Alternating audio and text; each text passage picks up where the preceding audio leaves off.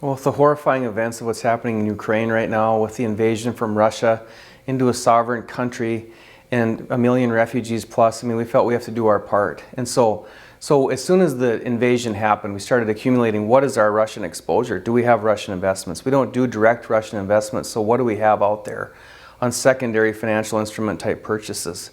Turns out we have a very low percentage compared to other states, at 0.05%.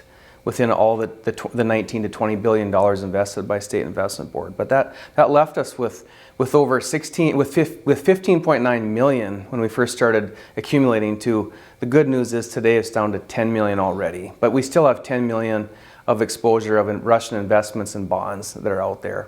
And so the question from staff, which needed a special meeting to verify, is do you want to divest from Russian investments? And the answer was yes from the State Investment Board today. So we've given direction to have conversations with the investment managers that our desire is no more purchases of Russian debt or bonds or investments, and actually to divest of the investments that we do have, which a world investment index likely is going to have 0.2% or such in Russian investments. Turns out we have 0.05%, so we actually are much less than that normal distribution of Russian investments in a normal international equity type index fund.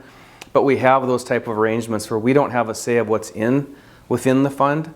It might be a $150 million or $200 million contract with a large investment fund manager, and so it's going to be up to them to divest. But believe me, the pressure is on them from the State Department, from Treasury, from all the sanctions that are happening, from the international indexes being changed to where the Russian investments won't be included in those indexes. So they have to reduce positions to stay on target with the indexed funds.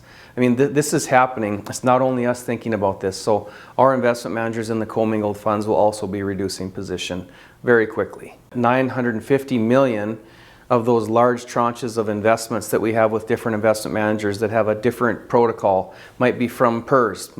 So if that's a personal retirement system for state employees. Might be from TFFR, which is the teacher's retirement. Might be from workforce safety. Might be funds that came from legacy fund. And we'd have to unwind those investments at a loss, separate that from that contract early, so have termination clauses, and then figure out where to put those funds. So we'd lose the opportunity to make money on the rest of the 943 million as you try to address the 7 million out of that 950 million.